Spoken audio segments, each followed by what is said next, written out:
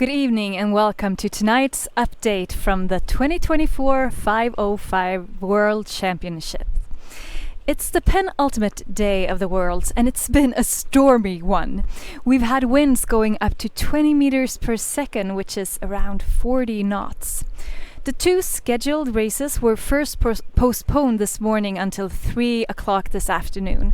But the wind hadn't yet dropped by then, so at 3 all races were postponed until tomorrow, which is the final day of the regatta. So we are nearing the end of the Worlds, but let's take a look at what the previous days have looked like.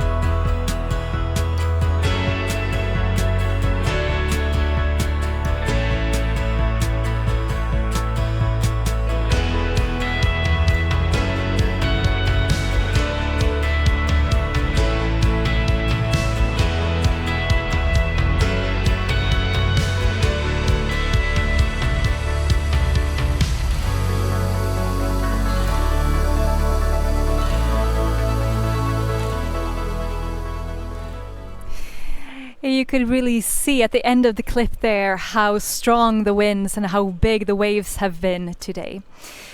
It was a fairly clear decision to postpone the races today, but it's not always that easy to decide whether to sail as scheduled or whether to postpone. We met up with race officer HB Highlander to talk about how these decisions are made. So I'm here with race officer HB Highlander. Do you want to talk a little bit about how you make the decision, whether to go out when there's strong winds and whether to, postpone? Well, of course, safety for the sailors are the most important thing. And today it was just too much really early.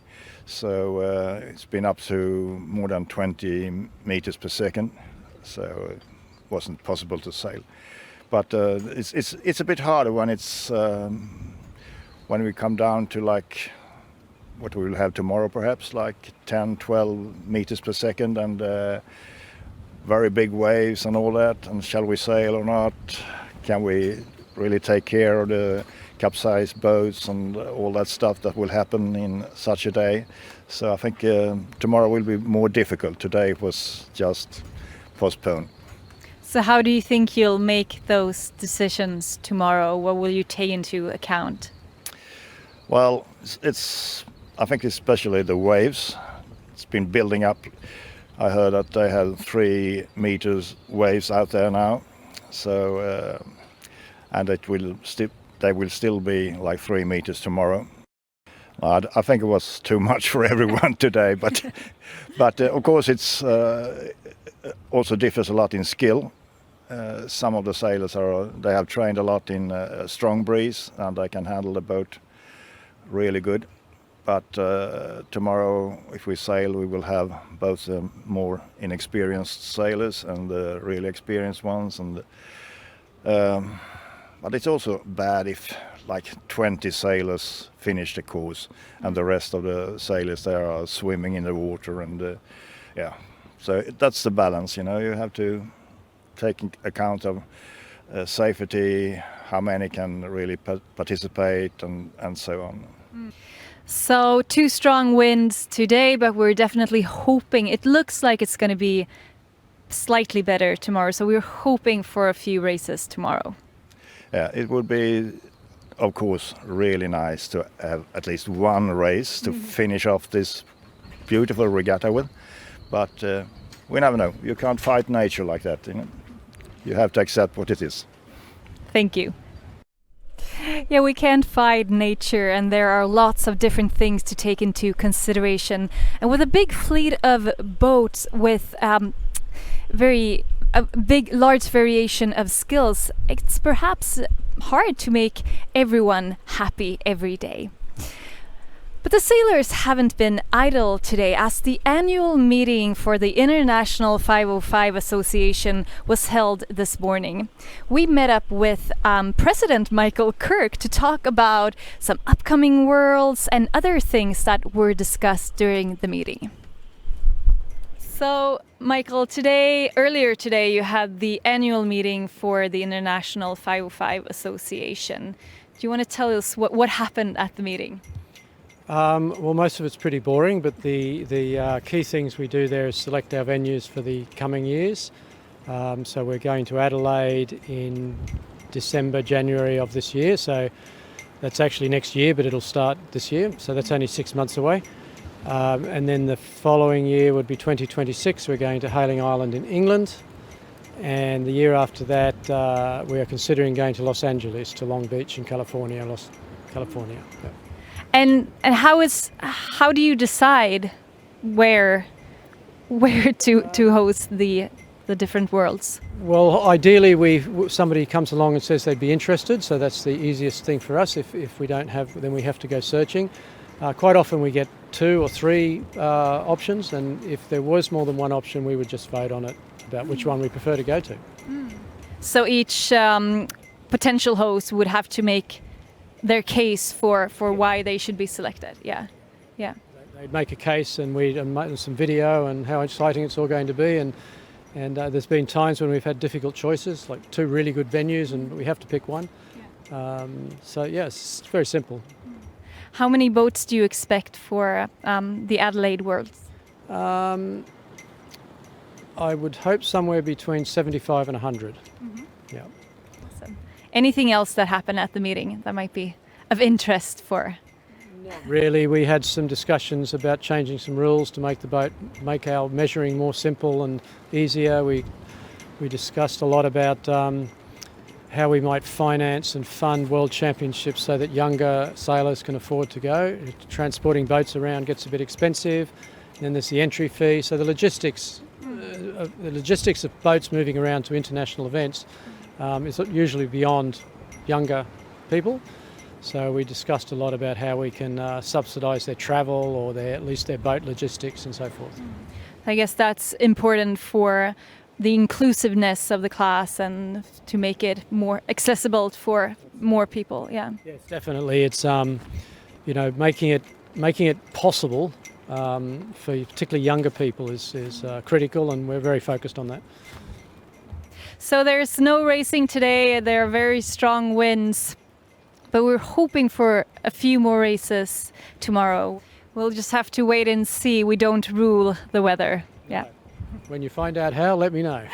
I will. Thank you so much. My pleasure.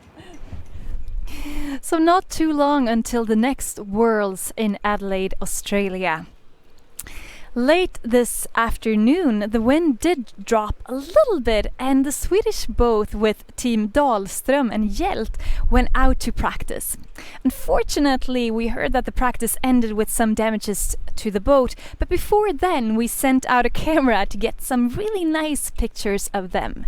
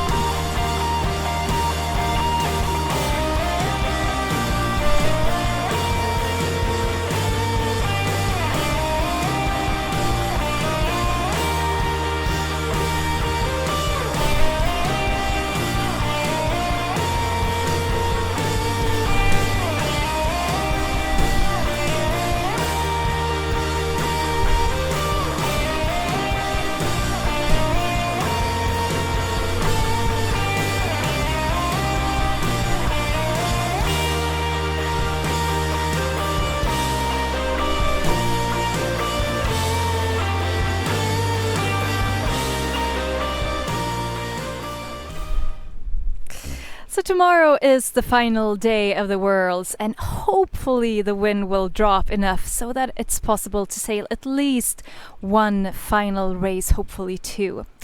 Let's take a look at the weather forecast for tomorrow.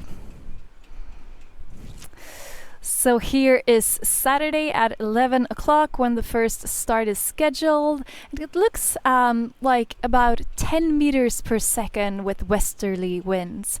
And then moving forward along the day, seems to be staying fairly stable. This is 2 o'clock. 3 o'clock, and because it is the final day tomorrow, there will be no starts after 3 in the afternoon. So we're just crossing our fingers and hoping for saleable weather tomorrow. So that's it for tonight, but do make sure to tune in tomorrow evening for our final update from the Worlds. We're preparing a full recap of the week, and of course tomorrow we will know who the winners of the 2024 505 Worlds are.